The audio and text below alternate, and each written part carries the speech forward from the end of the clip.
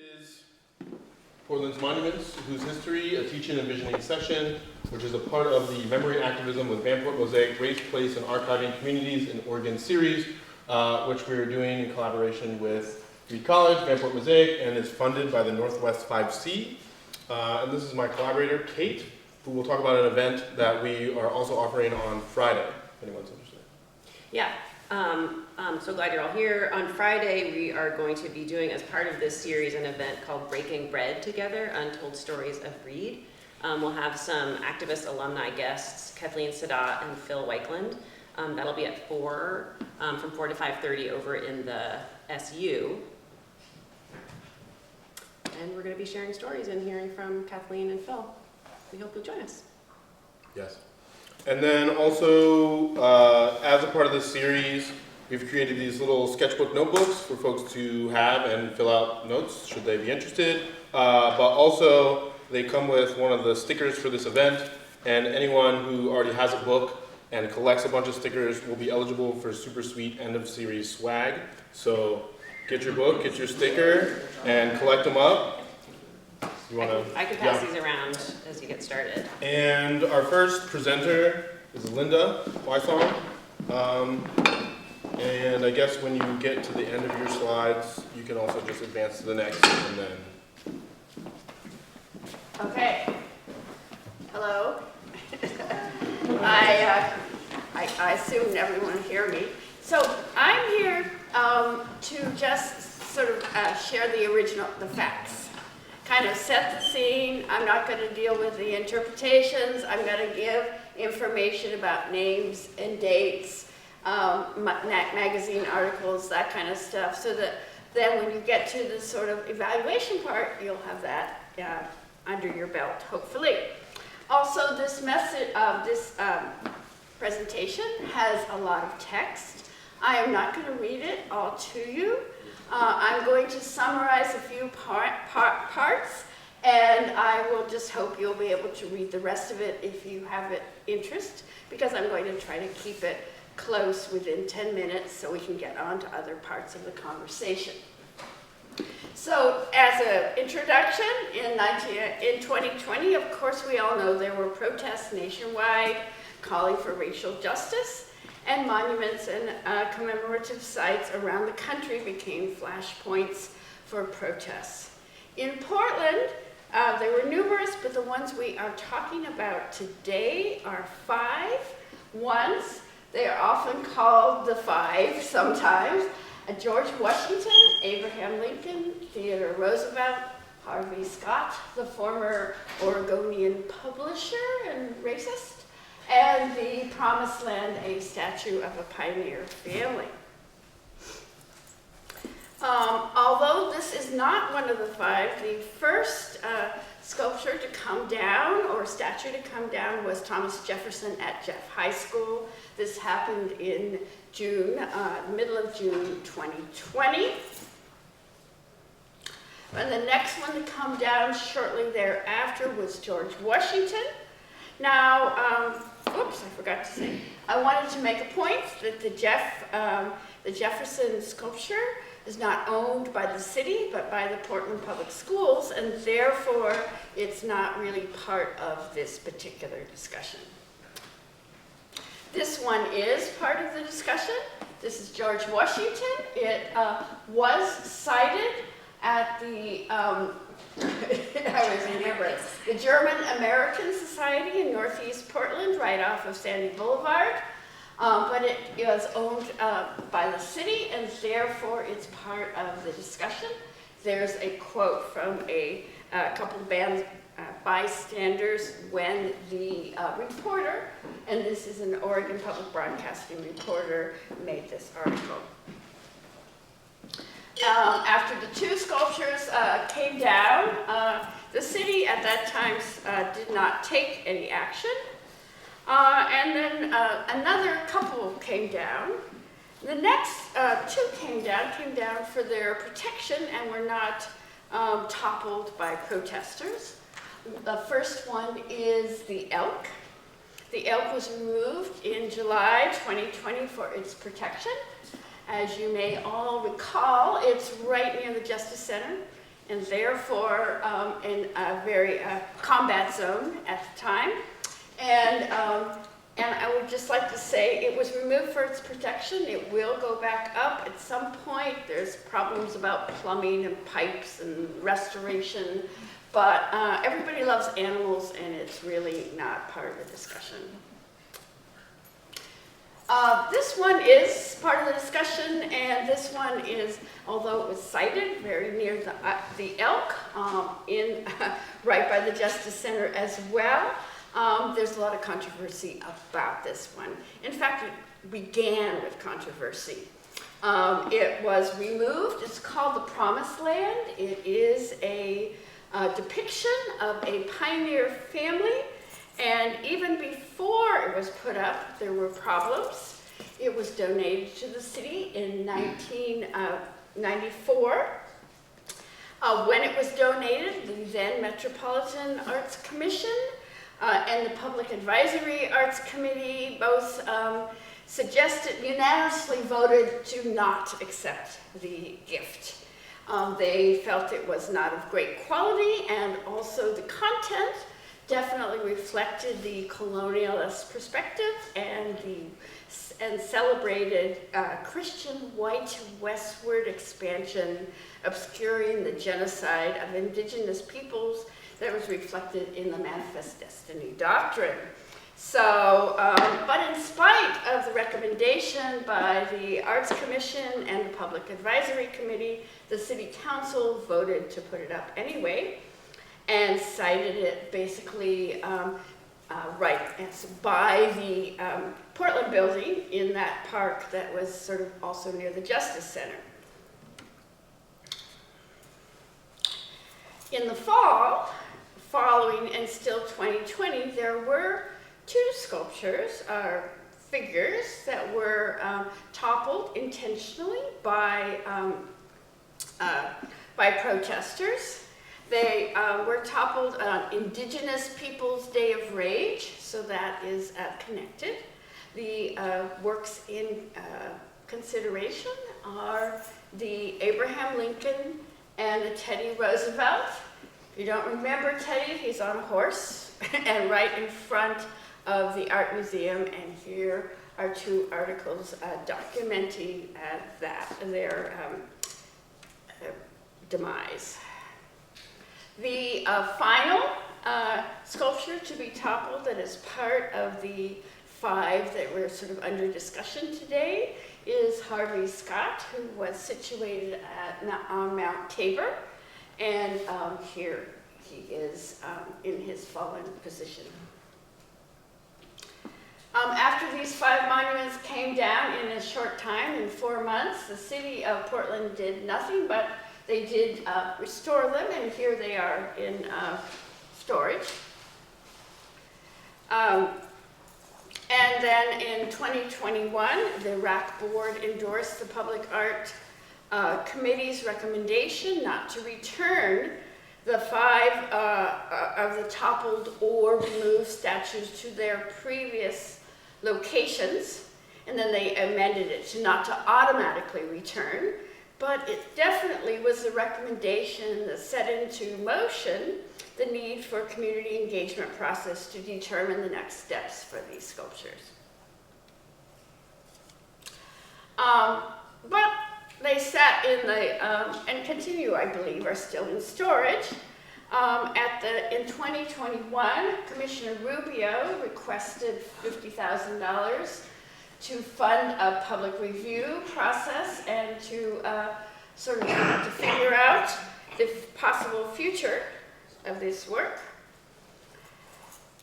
They did put out a request for proposals for someone to plan a monument engagement plan, and none of the plans were accepted, and another year passed. Then in December, the end of 2022, Rubio's office and the City Arts Program initiates a partnership with Lewis and Clark College to convene a planning committee, and they form the Monuments Planning Committee, members of which are, the committee includes members of RAC, members of Lewis and Clark College and Portland State University, plus others. Whoop. This is the lovely report that they did. It's great. It's publicly available. Please read it. I'm not going to read it to you, but it does recommend, advises the city to hold off on making any decisions and to first go into creating transparency and engaging a broad range of publics. It was such a great report that Mellon loved it, and the following month, Mellon awards the city of Portland $350,000 to hold a public engagement process and to support community engagement. And in July 2023, the City Council accepts the report and also accepts the Mellon grant as well as the conditions of the grant. At that time, the responsibility for city arts has shifted from Commissioner Rubio to Commissioner Dan Ryan. And he says during that meeting that the future of all 5 monuments will be decided by the recommendations and the Mellon report. And then he points out that the report warns that the worst practice would be to go too fast without gathering extensive public comment. A Portland Monuments Project was formed, but the extensive public engagement did not happen. It was formed in July, and then 2 key members of that group, Mara Perez and Jess Perlitz of Lewis and Clark, resigned in December. Both resigned, citing Commissioner Ryan as rushing the process and not allowing for the inclusive process that is needed, and just basically planning to return the presidents Lincoln, Roosevelt, and Washington without the due process that was mandated by the grant. Keep going. I'm gonna here. Basically, those cards say this now as this is continuing, and here is a clip of the city council. Where'd it go? Background. Other direction. Press. Arts and Culture Council, which is currently contracted as our public arts agent, has been working to get the insurance claims submitted last year. We had those filed earlier this year. The city has not yet received those funds yet. Once we receive the funds, the repairs on the monuments will begin, and then they'll go back into the public. We anticipate that once we receive the funds, it will take at least 9 months for the repairs to be complete and for those monuments to go back up. So, this is Darian Jones, a staff member of Commissioner Ryan, and basically,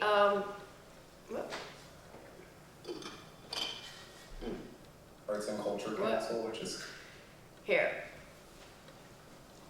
Basically, what you're hearing him say, that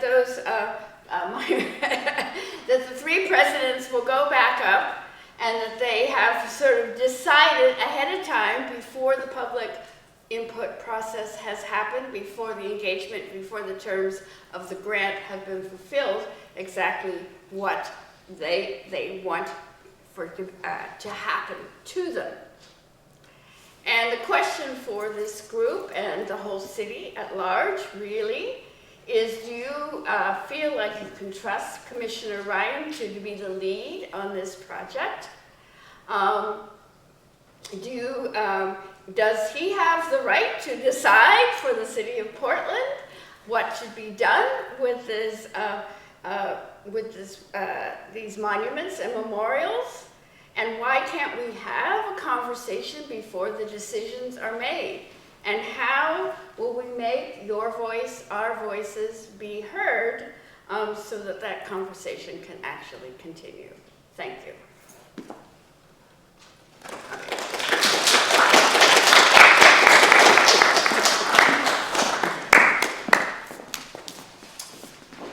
All right, hey everybody. My name's Brush, and I've been an organizer here in Portland for the last 25 years. And we've heard a little bit about some of the bureaucratic process that this is importantly about. There's city council, there's committees, there's delegation from here to there and elsewhere, and a lot isn't happening, and a lot is happening too fast. But this is also about our memory. Public monuments aren't just objects that sit there in the city. They constitute and reflect and engender how we remember who we are, who we've been, and who it's possible for us to become. So I'm going to just take a moment for us to cast ourselves back a little bit, back to 2020, to contextualize the moment in which these monuments came down. And I think I'd like to start by inviting us to remember that this all began with George Floyd. George Floyd was killed by the Minneapolis police, by Derek Chauvin. And this is something that his brother wanted to share. I don't know if you can hear that. Maybe volume control on the LCD screen here. Where is it?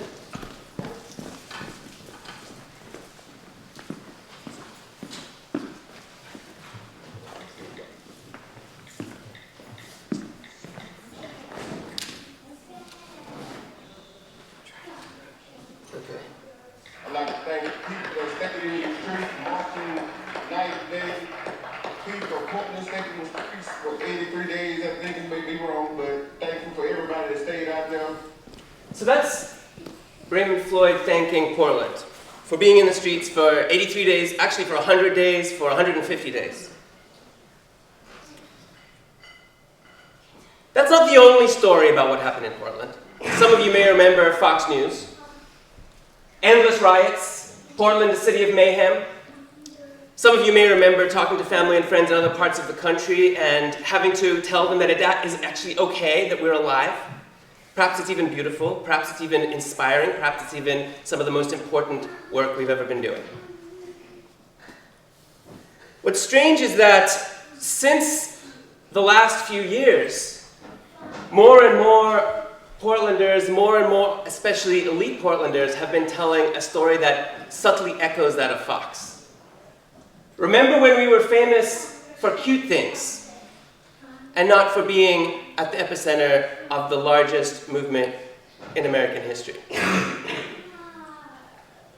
Wouldn't it be nice to pretend that race and racism isn't a necessary part of the conversation? But that's not what the story was inside Portland in 2020. Let's rather remember that when George Floyd protesters in Minneapolis put the 3rd Precinct to fire, 54% of Americans supported them. Let's remember that this moment that we were part of here in Portland and around this country and around the world was perhaps the largest movement in US history.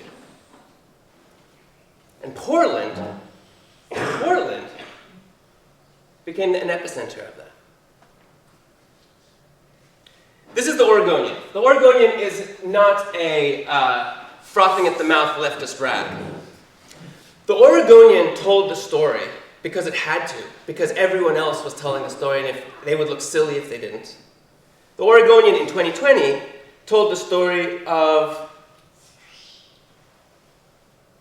a powerful movement, a movement of transformation, a movement against injustice, a movement that harkened back to the civil rights and even to the labor struggles and even perhaps to the revolutionary struggles that harken back to all that is good and meaningful in our community. Yes, the elk was in danger, but it was also well loved. The Oregonian liked to tell cute stories, but it also couldn't ignore the assault on the community in Portland that began immediately after George Floyd's murder. And that assault on Portland communities, that assault on people day in and day out, led to a movement that didn't ebb as quickly as the others in other parts of the country. And it led, as we all know, eventually to federal officers coming into Portland. A federal invasion led by that man Trump. A federal invasion of volunteers, of Border Patrol paramilitaries, that harkened back directly to the way in which colonial violence was enacted by irregular militias upon the indigenous people of this country, of this place. Volunteers came to attack the people of Portland. Did they win? Did people bow down? Did people scrape and beg? No. Portlanders rose up. More and more came into the streets. How many of you were there? How many? Do you remember? Let's remember.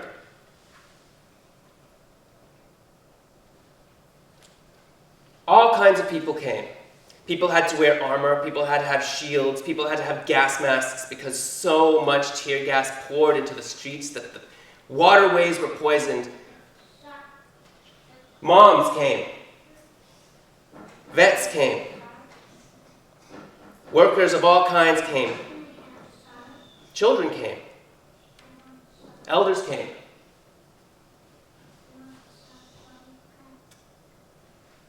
So why were we there? Why were we so angry? Why were we willing to be beaten night after night after night? Oregon is one of the most racist states, began as one of the most racist states in this country, and continued to have some of the strongest KKK presence anywhere in the United States. That history, that memory, is worth fighting. It's worth transforming. That memory of what happened to when the white supremacists murdered Ethiopian immigrant in the early 90s. 2020 was a reckoning with Oregon's history. But it was also an experience that built on itself because the police beat people day in and day out, and through that experience, people who hadn't otherwise understood in their bodies the violence of the state came to realize whose side they were on.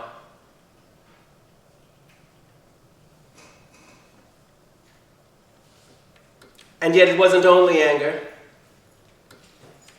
Amidst tear gas, literally gas pouring into Lounsdale Park, riot ribs would be serving free food.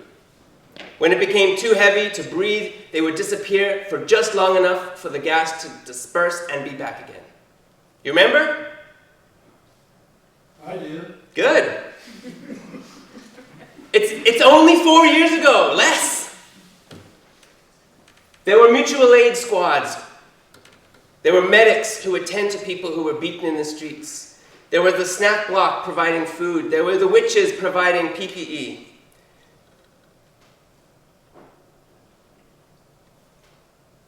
We do this every night.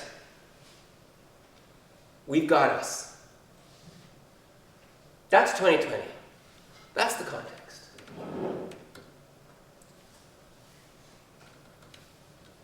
The 100th night came and passed, but the protests, the nightly actions only came to an end when the smoke came. Remember the smoke?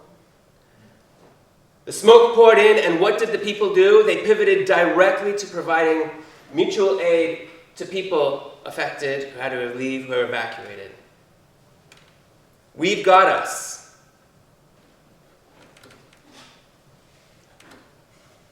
How do we remember and how do we deal with property destruction? Just this weekend, Tariq Khan, I met him for the first time. He's from Yale. He had a presentation about how settler colonial violence directly shaped anti-elect repression.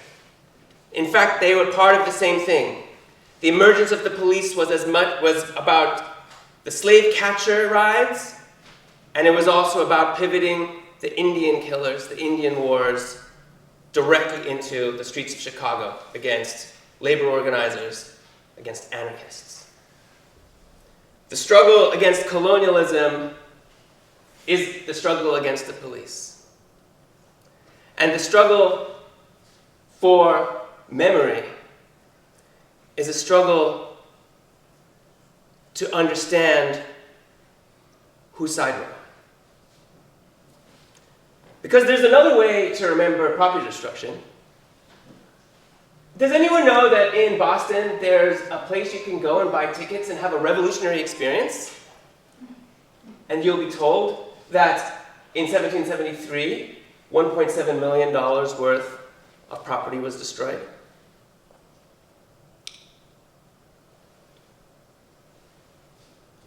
Some property was damaged on the Indigenous Day of Rage in October.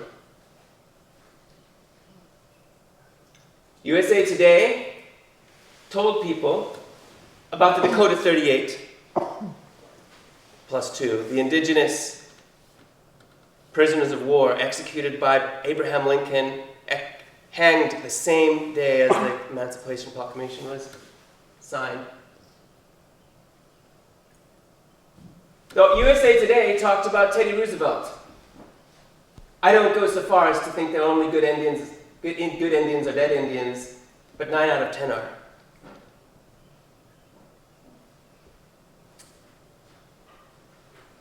The statues came down, and Portlanders began to remember. Jeffrey Gibson, an indigenous artist, came to the art museum and created an exhibit on that same plinth where the colonialist president had been torn down. An indigenous warrior stood alive and singing and dancing and praying.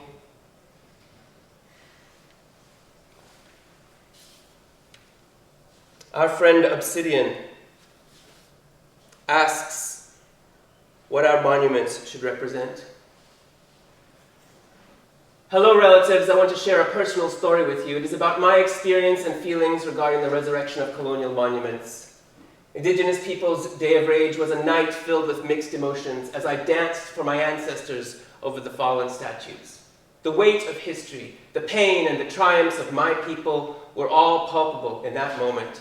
It was a powerful reminder of the resilience and strength that flows through our veins as Dakota people. This is what happened in 2020. This is our memory. What do we do? What do you and I, what does Darren and Dan Ryan, what does all the people in this city that come here, that dance in this glorious march, what do we choose to remember? In a video that didn't quite make it technically into this, which was just a cut and paste of the Oregonians' 20-minute summary from 2020 of Portland's 100 Days. Video had some great moments. And I just want us to remember that the Oregonian told a story of 2020 in which the question is, if you thought about those in Selma, if you thought about those doing the freedom rides, what would you do? Well, now you know. Thank you.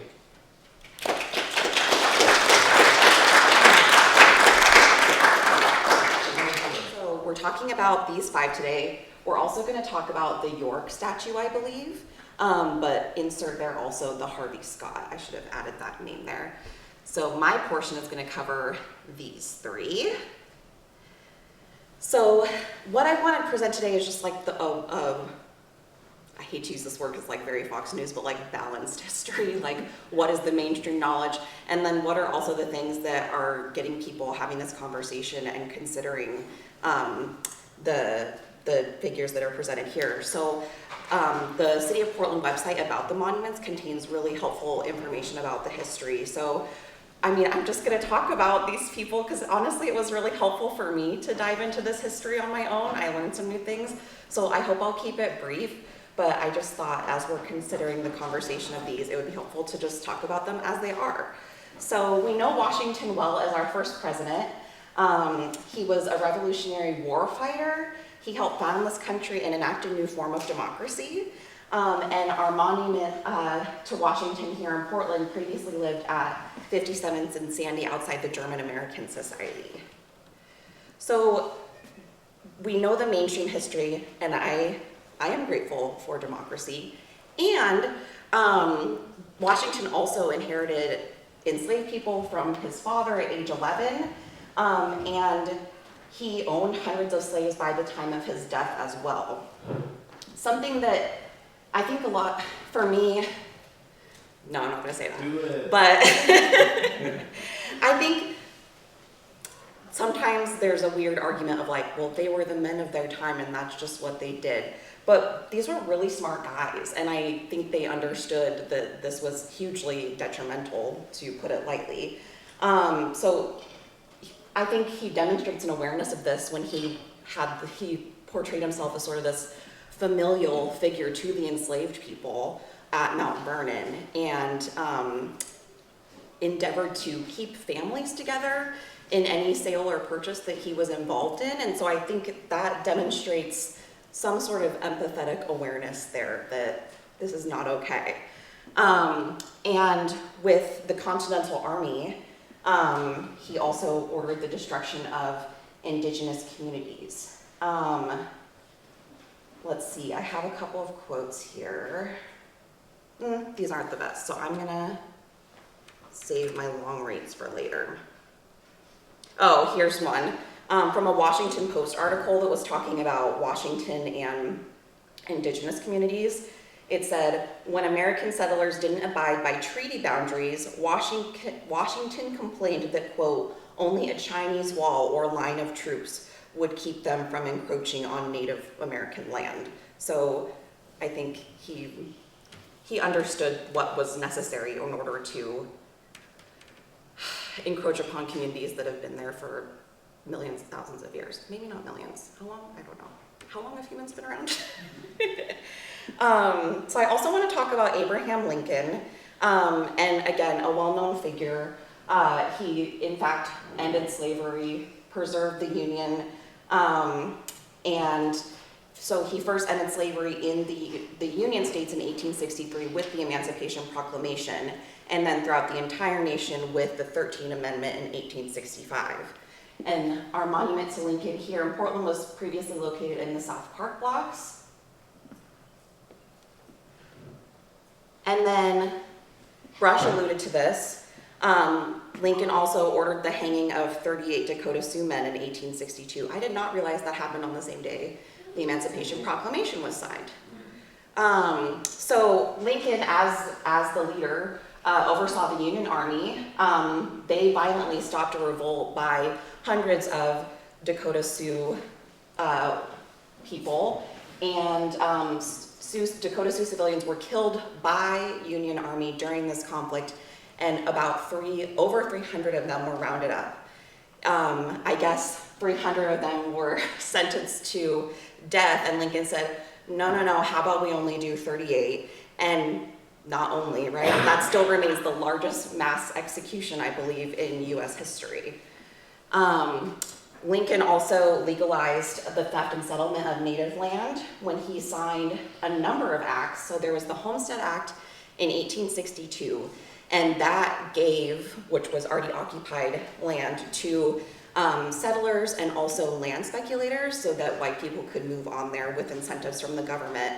And then he also signed in the Morrill Act, which provided for land grant universities. So it's the same kind of thing where we're going to take this land that's already actually being used by Native people and please states open universities on there. Does anyone know if we have any land grant universities here in Oregon? I should have verified that. Is the UO or OSU one? I'm not sure. Let's see. Great things to consider in conversation. Great things to consider in conversation. And then also the other act around indigenous land theft was the Pacific Railroad Act, which, as you can imagine, that land went to the private railroad companies. And this was like millions of acres. It's the whole West. Okay, Theodore Roosevelt, he's the last one I'm going to talk about today. You know, this one was actually, I don't want to say a hard one because facts are facts, but I'm a lover of the out of doors. I'm a lifelong Oregonian. I grew up here. I really care about our natural environment, and so all of my life I was like, yay, Theodore Roosevelt, thank you for saving this. And I do think that, because I think if somebody hadn't been talking about conservation in his time, maybe all of this would be gone. And, okay, and here's our monument. I just wanted to show those. And all of that land was indigenous land. So he affirmed the displacement of scores of indigenous people through land conservation policy. And again, 86 million acres for national forests, and then 85 million acres for our 423 national parks. He didn't establish all 423 of those national parks, but he made national parks a thing. So I wanted to give an example of the harm of that cause, or of this land theft. And specifically, excuse me, I'm looking at a quote here. This is from, oh, forgive me, I don't know what one of my articles this is from, but it's one of these three down here, apologies. So it says, the same laws that have protected the lands that Roosevelt preserved also displaced scores of tribes and Native people, removing access to sacred sites. For example, Glacier National Park was established on the lands once home to the Blackfeet, or really lands home to the Blackfeet, current tense, who also called this part of the Northern Rockies the backbone of the world. As with many national parks, sacred tribal sites quietly pepper the landscape. By the late 19th century, the Blackfeet faced starvation after being restricted to a reservation. Desperate and with few options, they sold 800,000 acres of the reservation to the government with the stipulation that they would be able to hunt there. Chief White Calf of Blackfeet decried the loss of sacred areas, calling it his people's last refuge. Another chief, Little Dog, wrote a letter to the Secretary of the Interior in 1895, stating the Blackfeet did not ask the government to come and buy their land. The ceded land became a forest reserve in 1897 and part of Glacier National Park when it was founded in 1910, further restricting the Blackfeet from traditional use in the area. And all of this was informed in terms of Roosevelt's expansionist policy by, he had really intense and deeply held beliefs about race, basically white superiority, eugenics things. There's all kinds of quotes. This one is more about his friend, not him exactly. Oh no, it's the same one Brush said. Sorry, excuse me. So, and I think again, like these were smart guys. Like there were progressive voices that they were choosing to ignore. So that is all I have to share with you today. I wanted to just kind of offer a super high level history of some of these figures. I know that this is barely even scratching the surface, and I apologize if I left any communities out that should have been included, and I would love to talk about it after this presentation. So thank you all for listening.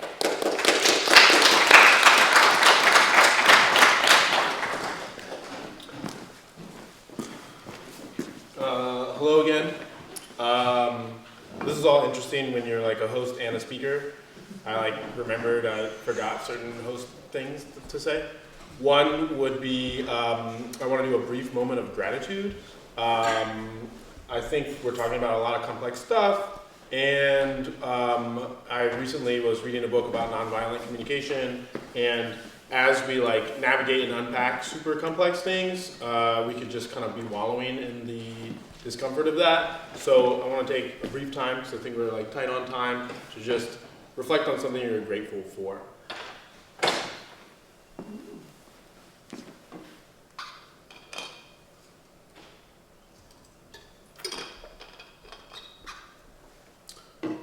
Thank you for that. Thank you for taking time to be together today. I also wanted to preface that something in conversation with Allie prior to this presentation was mentioned that each of these presidents and each of these minute details could have entire dissertations. So we are not here in order to try to present some sort of completist history or understanding, but what we're here to do is to be in conversation with the general public about some of the information, and in the next segment that we could also be in dialogue, and hopefully this is just a first page of many pages of this dialogue. So I'm here to talk about York, and for those of you who don't know me formally, I'm Master Artist Michael Bernard Stiglitz Jr., currently visiting faculty at Reed College, and one of the reasons why I included this is partially because I didn't know who I was speaking to, or who knew me at all, but also because one of the things that is coming up in the new policy is that a historian will be a part of the conversation on how these things were happening. And I want to point out that I am a citizen of the city, but I'm also thinking about and in conversation with history and political figures and how these all marry together. And so whatever credentials I have, and there's a reason why I identify as master artist, because there's certain doors that you can't get in unless you have the right credentials, and this institution is one of them. I'm also a person of mixed heritage. I'm also thinking about how heritageal contexts come together and how we can live in the present, navigating these very complex things, including my mother's Italian. That being said, I really struggle with the ways in which Italians have whitewashed and are essentially white people in this country. And I reckon with that privilege and think about how that's connected to my own familial legacy. I'm also not local, and so I'm thinking about both being a transplant to this region, but because I pay the art tax, I'm part of this conversation. But I'm also from outside DC, so this area, this is an indigenous map, if not obvious, of Maryland. So I'm also thinking about, and I also actually started doing this after moving to the Pacific Northwest, because land acknowledgement and recognition of indigenous peoples is actually much more common here. And so I learned something coming here about acknowledging those before you. So this is a photo I took at the Policing Justice exhibition, which is quite good, at PICA right now. And I happened to notice that as part of Cleo Davis's and Kadeen Telton Davis's exhibition, there was this little bumper sticker that says, York, William Clark's body servant, slavery version of a valet, came west with Lewis and Clark, corpse of discovery in 1805. One of the reasons I'm including this is also that this is just a complicated history, right? So I present here at this college, and I always like to start with like the internet. And so one of the things that also is interesting, and I am gonna have to suss out this context because I don't have a lot of explicit slides regarding this, but one of Clark's, or York's claims to fame of this exhibition, which was celebrated as like a contributing member, is his relationship to indigenous people. And so you can see here that he was, due to his pigmentation, seen a certain way. Also to think about how Clark was granted his freedom approximately 10 years after the expedition. So again, further complicated, Clark, I'm gonna probably mix up York and Clark this whole time. York was promised his release from slavery post the exhibition and was not, which it gets further complicated. And it's interesting, everyone presenting before, I was thinking of just reading these, but they're accessible, you can find them. One of the key points here is that he was a kind of cherished member of this team, and something that also came up that was really interesting is that he was able to carry a rifle and was considered an equal part of decision making. But you know, is also really concerning. It's again a complex history because he was not granted release. And then also you see this last line, according to Clark, as reported by Irving, York was lazy, would not get up in the morning, and did not take care of his horses, longed to return to slavery, and died of cholera. Now, I will add this here. York's desire to return to slavery was a self-serving comment. There are reliable reports of a black man living with natives in north central Wyoming who may have been York, right? So the other thing that's really fascinating is that these histories are actually not contemporarily clear. If you see here, there's also see bust of York, which is contextualized in our city. So this here, and is really what I want to talk about, because for me, and there's more about this, the history of York isn't necessarily exactly what is in dispute, but that, and you see here, more slides in here reference that originally when this was put up, which I too celebrated, the artist was anonymous. It is now currently known that the artist is Todd McGrain and was a student of Darrell Milner at Portland State, in which Darrell Milner is a big fan or supporter of the hero qualities of York, and so professed them so in his teachings at the Black Studies Department in Portland. Todd McGrain studies those things, which were the reasons why he was inspired to come up with this idea at the time of the marches for George Floyd and Breonna Taylor, etc. They were toppled by white supremacists at the time. And something that is maybe relevant to mention now, something that was really interesting that Mayor Ted Wheeler said is, what is the return on investment of immortalizing certain figures in history? I thought that was an interesting and poetic comment and concern, because it's not only, I imagined, and he did not say, that there's a fiscal concern here. When doing this, and we're just debating over which figures should be represented in which way, we're investing money in immortalizing these figures that then get toppled. But also there's a lot of social unrest in like almost a King of the Hill style, like who can really get the plinth, and then we actually should be having these conversations before any of this happens, which my presentation gets into. So when this happened, as you see, and we've been pulling from a lot of news articles around the world,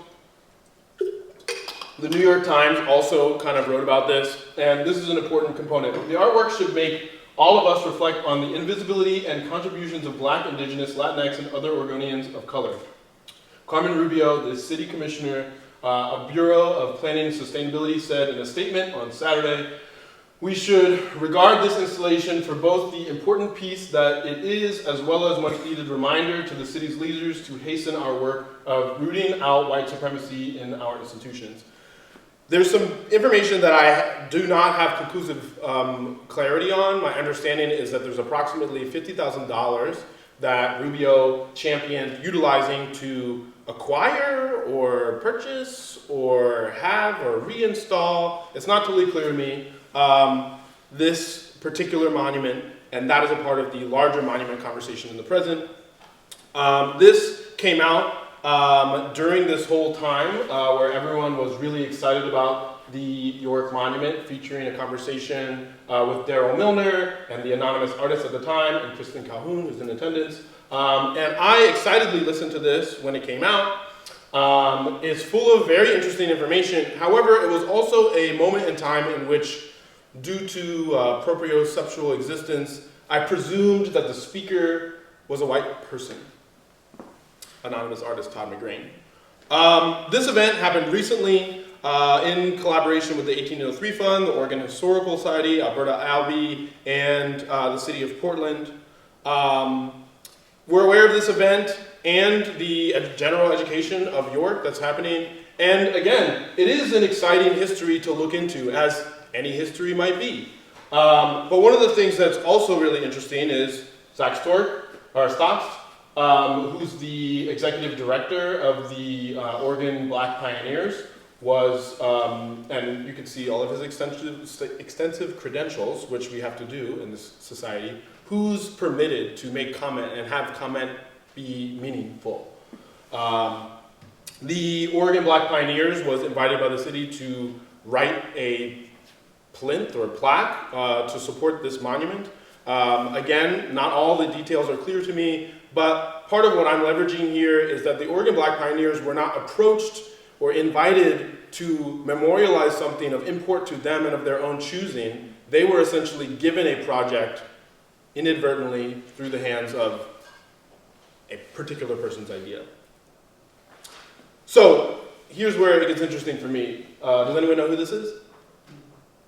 Excellent, I'm going to be educating. This is Thomas J. Price.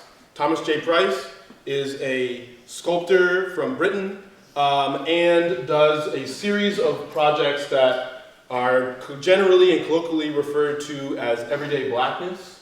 And there's some very important things that he wrote in this article here, Time, Rethink How We Celebrate Power, Thomas J. Price, 2020, July 7th. So I, Master Artist Michael Bernard Stevenson Jr., we're studying all of these things simultaneously. The same time the York statue was going up, I was presenting in classes about monuments, and I have wanted to be in conversation about monumentalization in the city, and at this point, most of my conversations have happened in 3-minute chunks. So this particular article, I will read it because I think it's important. A few days after protesters pulled down a statue of British slave trader Edward Colston in Bristol, England, a statue of the Jamaican-born actor Alfred Fagan is in the same city, was vandalized with bleach. It wasn't a coincidence. A lot of feelings are attached to what these individuals represent. Pulling down Colston's statue is not removing history, it is creating a historical moment. You can't hide behind words like tradition and history if they're used to neutralize any kind of discussion about change. Around the world, statues have been used to exemplify what power looks like and to maintain systems of power. Now the public is looking at its representations of people and delving into uncomfortable parts of history. The response to the removal of Colston's statue has been to ask, whom do we put there instead? There's currently a petition to instate a statue of a black person. We could find alternative figures from history, but that's still playing the game of aggrandizing particular individuals. We shouldn't rush the process of thinking about who gets to make these replacements. White artists are putting themselves forward with no awareness of the irony to create sculptures that replace one of slave owners. That's savior complex. There's a sense of entitlement among white creators to think they have the solution. The solution must involve the black experience.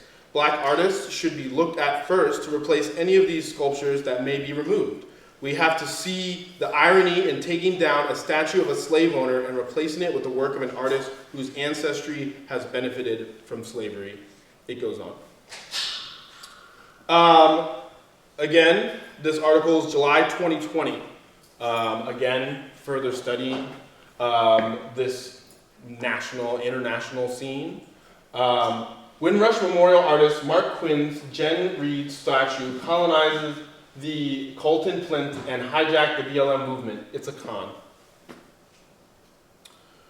When artist Mike Quinn hastily erected his sculpture of Black Lives Matter protester Jen Reed, A Surge of Power, last Wednesday morning at 5 a.m., her bald fist punching a hole in the July sky, many saw the artwork as something of a triumph, a piece of art that encapsulated the raw power and revolutionary purpose of the tide-shifting, culture-quaking BLM movement itself, a symbol of hope even.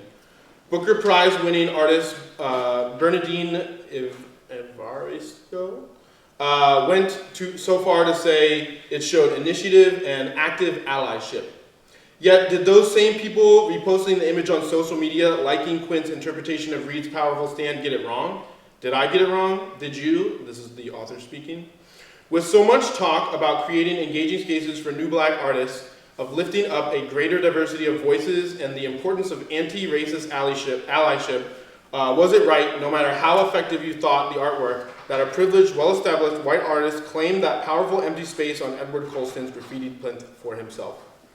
Black British sculptor Thomas J. Price, a man I've been fortunate enough to talk to previously about art, work, and everything in between, thinks that Quinn did last week was wrong, a stunt, even going so far to say that the artist's actions, however intended, have dangerous parallels to the very slaver Edward Colston, who stood for years on that spot in Bristol previously. Price calls out what Quinn did as a form of artistic colonialism. I'll let the rest of you read that or find the article. This again, continuing. Thomas, many people woke up on Wednesday morning feeling optimistic about seeing Mark Quinn's sculpture of BLM protester Jen Reed being placed on the Edward Colston plinth in Bristol. Why do you argue that this initial positive reaction is wrong? This is Price's language. I think it really shows us what happens when there is an absolute lack of true representation of diverse images, in this case of black people and black women. When this happens, like on Wednesday, as soon as one is seen, suddenly it's amazing. As a lot of people saw this image via something like Instagram, via the media, we don't scratch the surface of that object or the sculpture and look at what's residing within. On the outside, on the surface of Mark Quinn's sculpture, there's a powerful image of a black woman on top of a plinth. Underneath this, however, you have the ambition and entitlement of this very privileged white guy, this white artist, Mark Quinn. So you don't feel Quinn's sculpture celebrated the protest movement nor supported the Black Lives? Mark Quinn saw Jen Reed, actually a photograph of Jen Reed, standing on Colston's plinth on social media. I believe that's when he thought that it would make a great sculpture. He told The Guardian, "When I saw the picture of Jen on Instagram, I immediately thought it would be great to immortalize that moment. The image is a silhouette. She looked like a sculpture already." I could keep going on. People are documenting, you'll be able to read it later. This article is available on the internet. This is the work of Thomas J. Price. Sculptor's Black Every Woman, erected on Public Art Walk in London. 9 foot tall, weighing 420 kilograms, she's impossible to miss, but she also strikingly ordinary. An anecdote, the artist hopes to chest puffing and hero worship. So this artist is challenging the notion of immortalizing historical figures, right? This is Black thought. So where in one does Black thought come into play? My concern with the incorporation of the York statue as sculpted by Mark Quinn, I'm sorry, Todd McGrain, getting these artists all mixed up, is that if the city is going to claim that this monument's coming down was an act of vigilantism, however, we're aware that a riot is a language of the unheard, and the systems exist in this most racist state in the nation, and the laws wasn't even legal to be black in this state. If all of these things are also true, then what does it signal to society when a white artist goes out of their way anonymously to install a sculpture, and then the city is like, this is dope. We were gonna pay you money to have this be a part of our collection. And then to invite the Oregon Black Pioneers to write the words for it? It feels concerning to me that in a lack of a larger dialogue, this is moving along with the three presidents, and this, to my awareness, is one of the largest public dialogues to take place so far. The other question I'm curious about is, when do Indigenous wants, needs, and visions get space? So this particular presentation was specifically about York in a black context, hence my presenting around it. However, in conversation with another local black artist who's also quite concerned about how this is going on, their comment was, to Indigenous people, the mountain is the monument. We don't need a monument on this site. I haven't heard that come up in conversation around what should be done. Now we have an activity.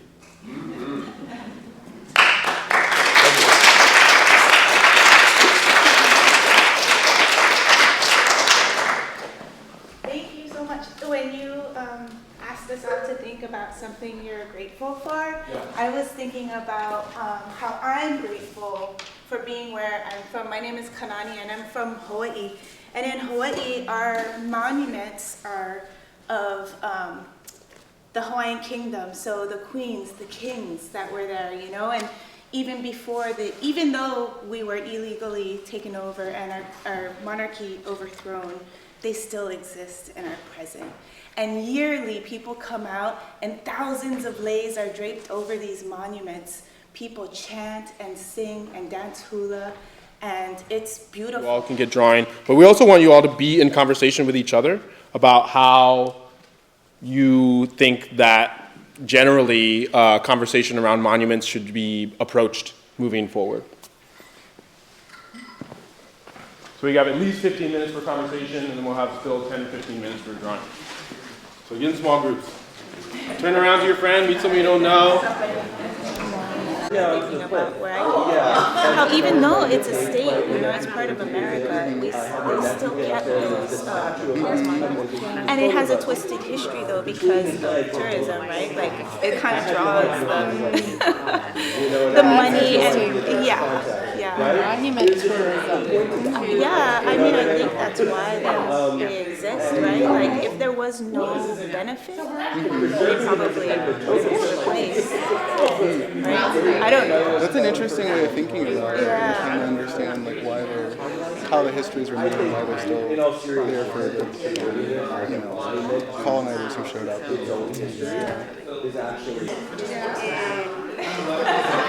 The Choctaw people were given their land back, and so because they were given their land back, they did that for them.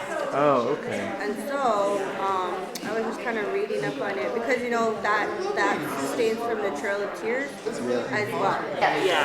Well, I did a little survey like 2 years ago in my neighborhood, and I asked people what they wanted for monuments, and nobody had people or statues. They had, we want an orchard, we want parks, we want music, we want, the wonderful living things, experiences. But the idea that Michael was talking about sort of, important people as opposed to living experiences, even if they're good people, let alone if they're bad people. Yeah, it's very ego-driven, that whole idea. Yeah. It's kind of problematic. And there's so many men too, right? And it's always the men that are the really great big ones and great big quints, right? Right. I have to run the kids. Yeah. Right. I'm sorry. I don't know. Is it okay? I was just trying. I was like, I don't know. I like this hands that look like flowers. Yeah. Yeah. I don't know. It would be cool if it was like this. I'm like, okay. This is like a bunch of heads. A bunch of heads. That would be cool.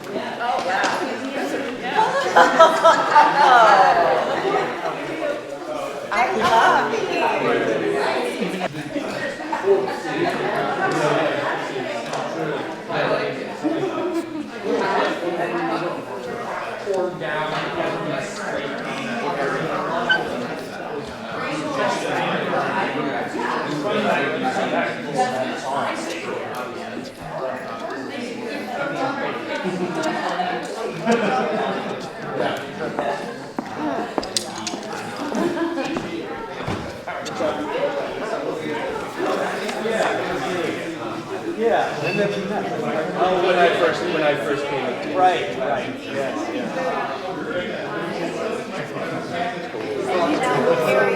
Very slick. Yeah, we fun to like climb up and like a rope thing. And a lot Yeah. Some of these from the youth are so cool. Yeah, they're really cool. Yeah. Like that one is crazy. Yeah, oh my god. The wolf? I'm going to conjure everyone's attention once more. We've got this survey. We'd love to kind of collect some information from folks. One of the current challenges that we're navigating is that there is not a survey of the city or of what people are looking for. This is also kind of more even a reflection on this event in so many different ways, just to see what has been effective and what maybe needs improvement. Because again, we're hoping that this is only the first of many conversations that we're navigating, because as I heard the kind of cacophony of different ideas that were coming up, essentially what I'm hearing, without hearing what everyone said, is that we need space for conversation. And so we'd love to have that represented so we can use that information to be in conversation with the powers that be about what should and should not occur in the future. And as you all are filling that out or finishing your drawings, please grab a picture just in case even if you decide to fill it out later. And in a moment, Emma is going to close us out with a different kind of survey. Everyone got the picture? Yes. Excellent. Emma, Sure. take it away. Feel free to come, go as you please. It's already 8 o'clock, so I will kind of let this run over a little, as people may want to grab another poster and make another design. And then, and so this is a different type of survey. We're going to be surveying some polygons, surveying the and surveying the visual culture of the Willamette Valley, kind of as you are wrapping up and designing and being creative. And when I'm done, Lisa, if you want to read a poem at the end when I'm done, that would be great. Okay. And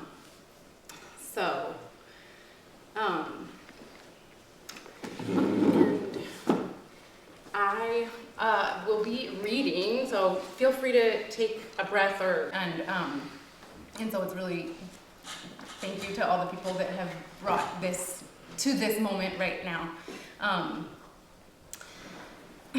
So I'm going to share 5 polygons, and I hope that these 5 polygons that I've collected for us to look at can help us to better see beyond the current visual vernacular of the Willamette Valley.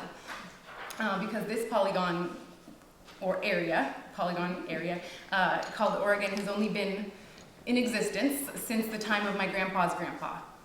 Before this one, a different polygon delineated Oregon, although Oregon was barely a word. Yet today this polygon, this area, this picture of land, a shape on a map, is taken out of the context of the map and applied to things like car bumpers, water bottles, postcards, and t-shirts. This tells us that this polygon is more than a physical boundary or a physical geography. It's also a social geography. It's a symbol for an identity, a system of value, a feeling of belonging. It symbolizes a relationship to the landscape, an era of the landscape, let's say. It symbolizes the landscape from 1859 and onward, up until today, because this polygon is a symbol for one social geography that exists here in Oregon, the settlers' version of geography. This one symbol, which is easy to mistake as benignly commonplace, is actually quite biased when you come to think of it.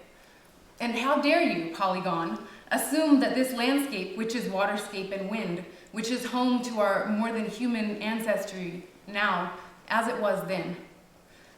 How dare you, polygon, assume you could reference this place as if 1859 was a political or social genesis, and we know it wasn't. We know time immemorial, even that human time we call history, began long, long before any polygon on any map. And so then why has this polygon become a uniform way to symbolize place, belonging, identity, or even culture?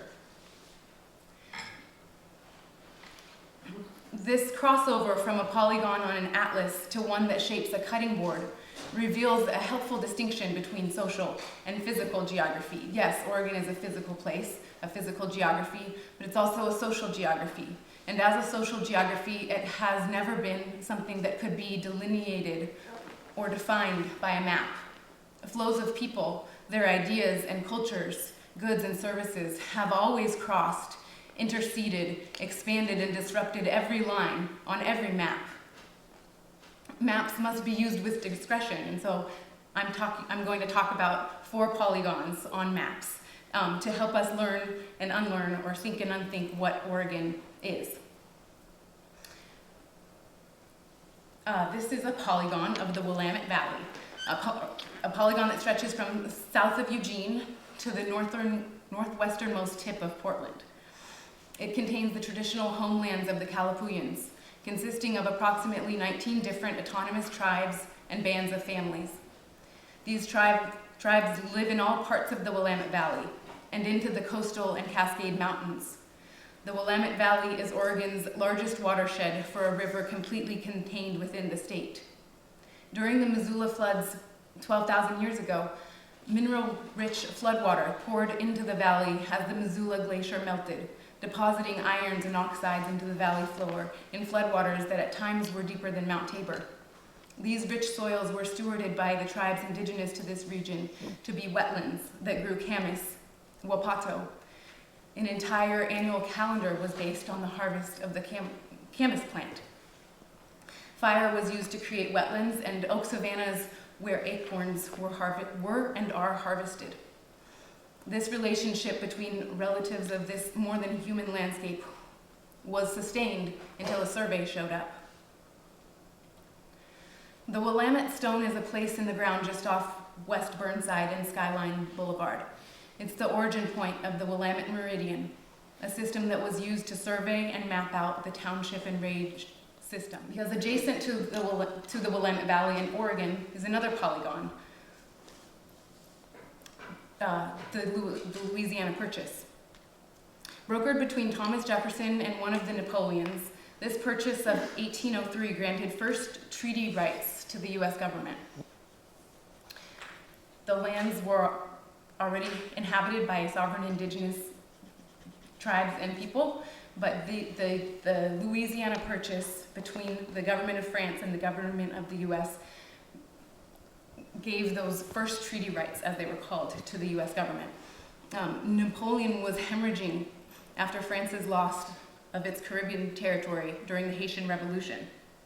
Revolt in NOLA was feared to be not far away, and Napoleon ceded this swath of land to Jefferson, who deployed Lewis and Clark and York as the first surveying crew. 40 years later, a series of unratified treaties were brokered between the U.S. government and tribal leaders on behalf of indigenous nations in the Willamette Valley. These were the treaties of 1851, which after being signed by Joel Palmer on behalf of the U.S. government and tribal leadership went back to Washington, D.C. to be ratified in Congress.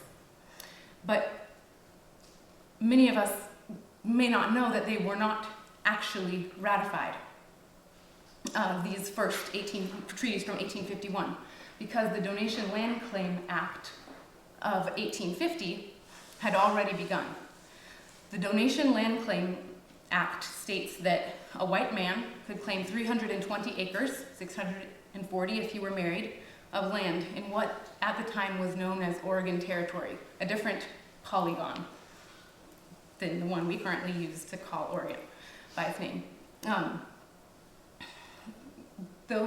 Congress found that compensating the white men who had already claimed their donation land claims within the Willamette Valley would be too expensive, and so they did not ratify those initial treaties. This is a picture of some of the donation land claims in Portland, and this is, on the farther side, is a picture of the Willamette Meridian. It stretched, so that point, that stone, they call it the Willamette Stone in the ground, created a map that stretched from Northern California up to Vancouver Island, to the Pacific Ocean and east towards Idaho. So that was one of the meridians in the public land survey system.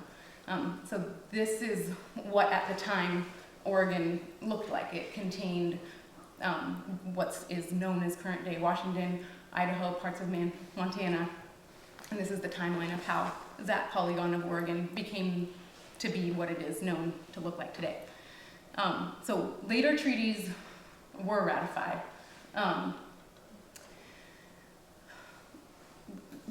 After those initial 1851 treaties, and the next set came in 1856, and so this is a polygon inside. So yes, so later treaties were ratified, and today there is a polygon inside the Willamette Valley that is not actually part of the United States.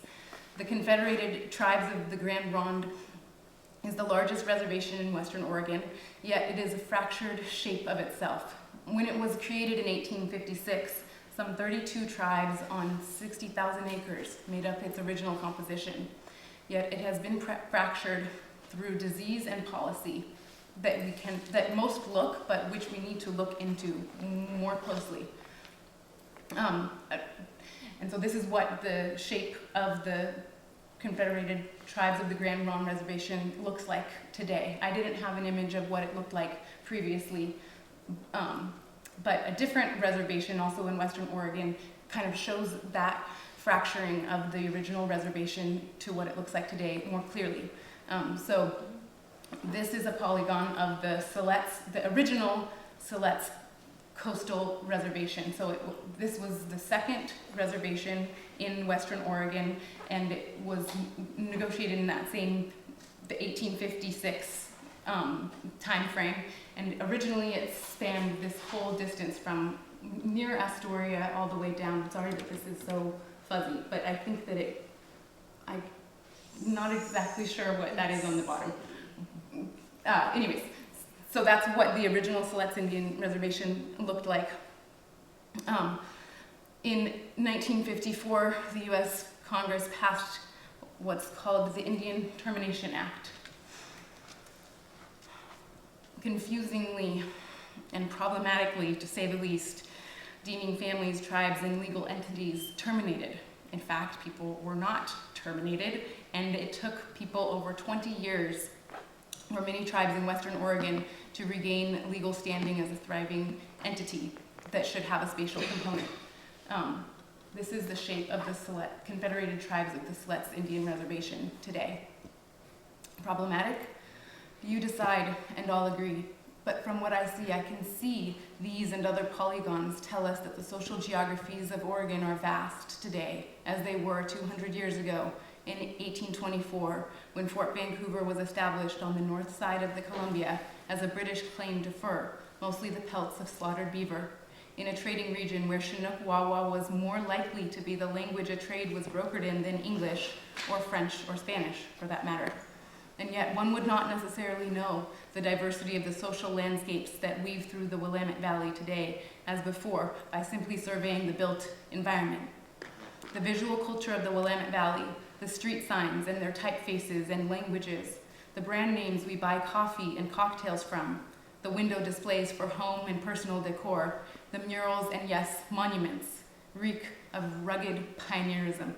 And if one is to reproduce such relics of the 19th century, as I have done by invoking in this presentation the map, one ought at least to be accountable to the history therein referenced.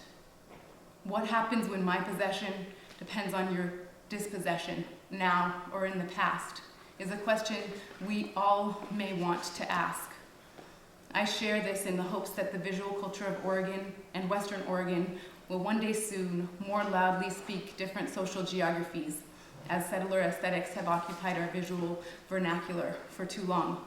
I hope the polygons I inadvertently left out find other venues for expression, perhaps on future plinths. And in any case, may tonight be the beginning of a new chapter in our shared work. And here are the citations of, these are the shapes of some of reservations, sovereign states within the state of Oregon. Not states, sovereign, it's a federal to federal relationship, sovereign, essentially countries. Or sovereign polygons, to continue the use of the word. So here is some of the research that I have presented tonight, and I hope that everything that we've done together can be the beginning of our work together. And yeah, so.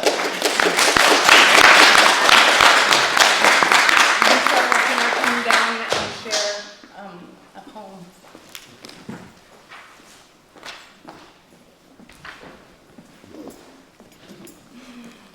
Yana waste, atete waste, yuki ape, Dakota Wachichna waste. My English name is Lisa Jackson, and I come from Diminiwaka which is the Spirit Lake Nation in North Dakota. And I wanted to share this poem with you because it hits deep for me. Listen to me, listen. I am the Indian voice. Hear me cry in the wind. Hear me cry out of the silence. I am the Indian voice. Listen to me. I speak on our ancestors. I cry on from the unstilled graves. I speak for the children yet unborn. I speak for the cry from the unspoken silence. I am the Indian voice, listen to me. I am the chorus of millions, hear us. Our eagle cry will not be stilled. We are the conscience calling to you. Hear yourself within yourself. And that poem was written by Leonard Peltier, which is a relative of mine who is still locked up for falsely accused of killing 2 federal agents. And I wanted to share that with you because I want to come to you as one. Being able to come to the community as one is what we need right now. I was recently working with NAYA, which is the Native American Youth and Family Center. However, I had resigned because I see a bigger picture. I want to make connection with everyone. I work with youth, I work with housing, I work with domestic violence, and I feel like we need to come together as one. And it was neat when we're sitting in our group and we were talking about feathers. Like, feathers are beautiful to us. Eagles are beautiful to us. They're literally, you know, our sacred grounding. And so I just thank y'all for being here with me as well. Pidamia. No. Sorry, I don't know.